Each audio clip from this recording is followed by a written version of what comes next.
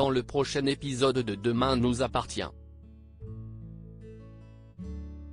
Tandis qu'une course contre la montre débute pour sauver Georges, Justine remet ses choix en question. Anna, quant à elle, annonce à Karim qu'elle veut faire une pause. Capture d'écran TF1. Attention, les paragraphes qui suivent contiennent des spoilers sur l'épisode de Demain nous appartient diffusé demain soir sur TF1. Si vous ne voulez rien savoir, passez votre chemin. Jeudi 6 juin dans Demain nous appartient. Une course contre la montre est lancée pour sauver Georges. Les constantes de Georges sont instables et William avoue à Victoire que le labo pourrait bien mettre 3 jours à identifier le poison qui lui a été administré. Or, selon le docteur Donnier, dans son état, Georges ne tiendra probablement pas plus de 24 heures. Il promet cependant à Victoire de tout faire pour sauver l'homme qu'elle aime, mais cette dernière, qui réalise qu'elle va sûrement le perdre, fond en larmes. En parallèle, au commissariat, Martin et Lucie tentent de faire parler Thibault, mais leurs efforts sont vains. Il refuse de leur dire quel poison il a utilisé. Une invitée surprise vient cependant se greffer à l'interrogatoire, Victoire, qui est bien décidée à tenter le tout pour le tout. Elle a avec elle le dossier médical d'Irène d'Abbeville et assure à Thibault que sa mère lui avait demandé d'arrêter les soins et avait même écrit une lettre pour renoncer à tout acharnement thérapeutique.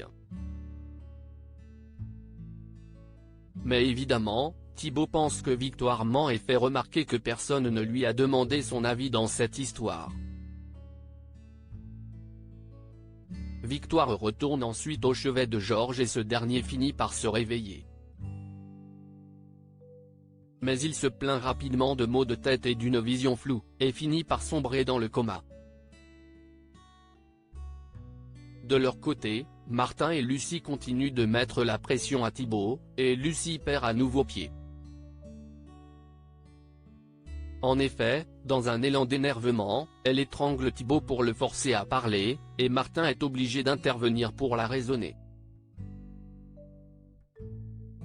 Effondrée, elle confie alors à son supérieur qu'elle n'en peut plus de ce boulot de flic et qu'elle aurait dû démissionner après l'affaire Véry, comme elle le souhaitait à l'époque.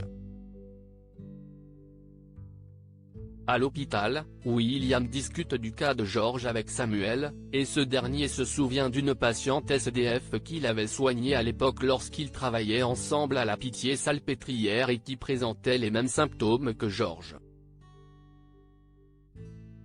William finit par se rappeler qu'elle avait voulu se suicider en ingérant de l'alcool à brûler et il en déduit donc que Georges a dû être empoisonné au méthanol. Le jeune flic est ainsi sauvé in extremis et sort du coma. Il retrouve Victoire, qui s'excuse de lui avoir menti et de lui avoir causé tant de problèmes. Mais Georges jure qu'il lui a déjà pardonné et qu'il la aimait. Justine prend une grande décision au Spoon, Tristan et Thomas peinent à s'en sortir seuls lors du service de midi et Thomas menace de démissionner si Justine ne rapplique pas rapidement pour leur donner un coup de main. Samuel, qui s'impatiente d'être servi, fait remarquer à Tristan qu'il aurait dû écouter ses conseils et qu'il fait erreur en voulant forcer Justine à changer de vie. Mais Tristan n'est pas d'humeur et le remet à sa place. Il n'a pas besoin de ses conseils. Justine, de son côté, se rend en tant qu'Annabelle chez Victor Brunet, qui semble l'avoir déjà engagée par le passé pour qu'elle soutire des informations à des hommes d'affaires. Brunet lui annonce qu'il a un client important pour elle, qui vit à Madrid et va arriver dans quelques heures à 7. Il lui demande de prendre bien soin de lui et lui donne ses honoraires pour 2 jours, ainsi que son petit bonus habituel. Plus tard, Justine accueille le client en question dans sa chambre d'hôtel, mais les choses ne se passent pas comme prévu. L'homme d'affaires souhaite en effet la forcer à utiliser des accessoires de bondage pour avoir un rapport sexuel sadomasochiste, mais Justine refuse et le menace avec un spray anti-agression pour le faire partir. Il jure cependant de lui faire payer ce refus. Choquée, Justine retrouve Tristan au Spoon et lui annonce qu'elle accepte de travailler pour lui en tant que serveuse. Elle souhaite laisser son ancienne vie derrière elle et ne veut plus jamais avoir à faire ce qu'elle faisait avant. Anna annonce à Karim qu'elle souhaite faire un break. Karim propose à Anna de partir en vacances cet été afin de tenter de réparer leur relation. Anna prétend qu'elle ne pourra pas s'absenter d'Info 7, puis finit par lui avouer qu'elle souhaite qu'il fasse un break et qu'il arrête de se voir pendant quelque temps. Karim part alors se confier à Chloé, mais celle-ci soutient sa sœur et lui fait remarquer qu'outre le fait qu'il l'ait cru responsable de l'enlèvement de César et son comportement à chaque fois qu'il parlait d'avoir un enfant, Anna a des raisons de lui en vouloir et de ne plus avoir confiance. Rose, de son côté, remercie Mathieu pour la très bonne soirée qu'elle a passée hier au Spoon avec lui, et tente de l'embrasser. Mais malheureusement pour elle, Mathieu esquive son baiser et retourne travailler, gêné. Plus tard, Anna sent dans son comportement que quelque chose ne va pas et Mathieu lui raconte ce qui s'est passé.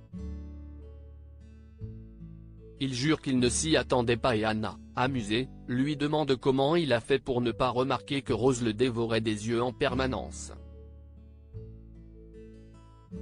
Mathieu répond alors que Rose ne lui plaît pas et lui fait comprendre que c'est elle qui l'intéresse. Et alors qu'ils se rapprochent et semblent sur le point de s'embrasser, Karim débarque à Info 7 et est témoin de la scène. Énervé, il fait une scène à Anna, mais la journaliste continue de nier. Selon elle, il ne se passe rien avec Mathieu. Karim lui lance que si est effectivement une bonne idée qu'il fasse un break. Comme ça elle pourra aller rejoindre son copain.